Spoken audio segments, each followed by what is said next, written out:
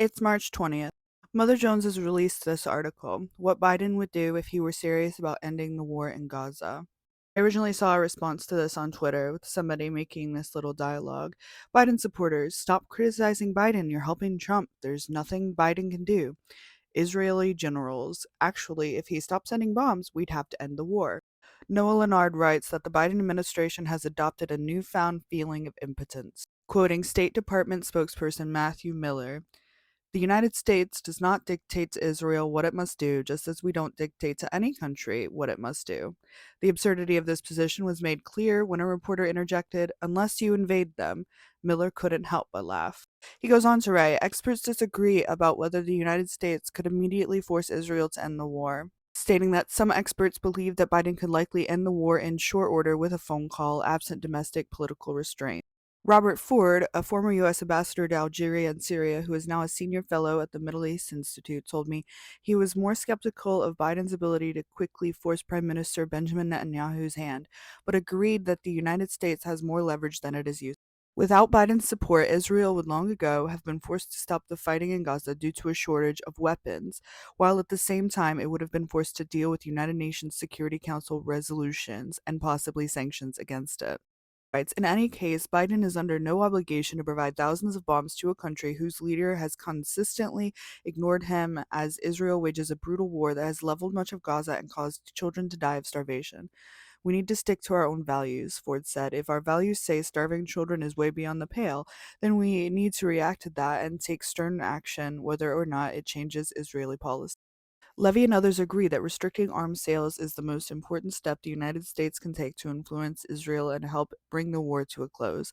The country's reliance on U.S. weapons is made clear by the fact that the United States has approved and delivered more than 100 separate military sales for Israel, almost one per day since the war began.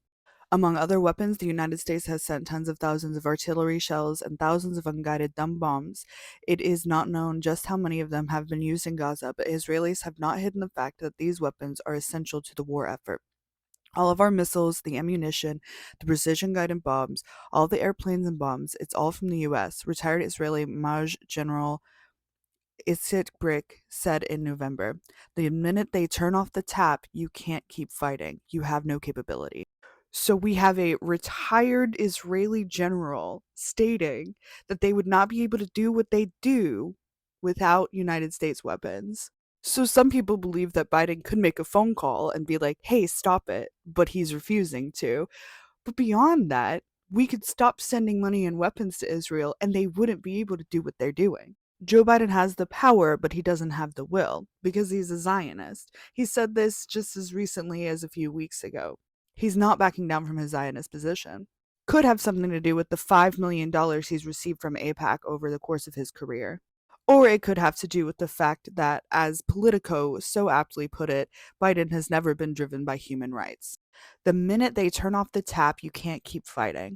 The tap being the $300 billion we have sent to Israel over the course of its existence. And that's just money. That's not even the weapons that we're sending to them. We're sending them that money so they can buy our weapons. We're sending them that money so they can send it back to our leaders so that our leaders can send them our weapons and also gaslight us about what's actually going on. Weapons that are being used in war crimes, destroying Al Shifa Hospital again, which had reportedly just been restored to partial healthcare services before it was attacked just this week. Reports of it being invaded and people being told to evacuate who were sheltering there and then being sniped in the street when they tried to evacuate. Our money and our weapons are continued to be used to slaughter Palestinians and destroy Gaza. Just a few days ago, within 24 hours, 13 massacres had been committed, killing 149 citizens and wounding 300 others. Even before Al Shifa Hospital was invaded yet again, medical teams were struggling to keep up with the numerous injuries and casualties that had been arriving.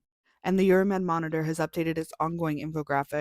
40,000 Palestinians have been killed, the estimated 36,000 of that being civilians. 74,000 injured, 134 journalists killed, 2 million displaced, 112,000 completely destroyed homes, 256,000 partially destroyed homes. 438 damaged schools, 2,131 destroyed industrial facilities, 634 damaged mosques, 3 damaged churches, 331 healthcare professionals killed, 285 healthcare facilities assaulted, 200 heritage sites destroyed, 3,320 detainees forcibly disappeared, 3,300 hostages taken by Israel since October 7th. Behind the scenes, Biden has grown angry and anxious, but he's not upset about what our bombs and our money are doing to the Palestinian people. He's upset that he's not going to win the re-election, as many other Democrats and liberals have shown themselves to be upset about. He's not serious about ending the assault and siege on Palestine. He doesn't believe that Palestine has the right to exist. He's upset because he's not going to get reelected. And the rest of our leaders are more upset that we can get a free flow of information from a more independent app like TikTok than, say, Instagram or even YouTube. YouTube, where any comment I get on a video that says the word Palestine gets restricted by YouTube itself. Or Facebook, which recently banned Motaz from posting.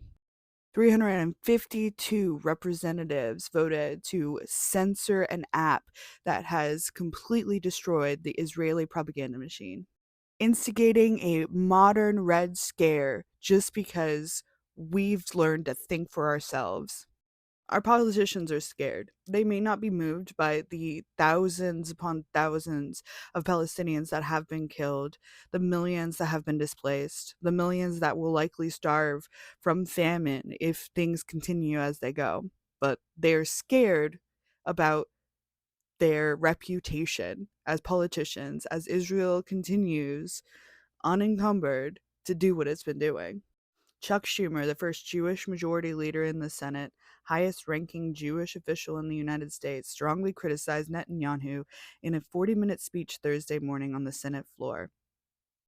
Schumer said the prime minister has put himself in a coalition of far-right extremists, and as a result, he has been too willing to tolerate the civilian toll in Gaza, which is pushing support for Israel worldwide to historic lows.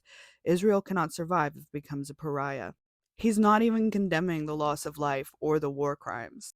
He's condemning the political reputation that Netanyahu has given himself, Israel, and all of those people who support Israel. He's still a Zionist. He just wants Israel to do a better job and make itself look better while it's illegally occupying another country. But speeches like this mean that our pressure is working. Just last week, I contacted Chuck Schumer because he is one of my senators, encouraging him to vote against the TikTok ban. I have a link in my bio where you can contact your own representatives to talk to them about the TikTok ban and any other issues you may have, ask for a permanent ceasefire, etc. At the end of the day, we employ them.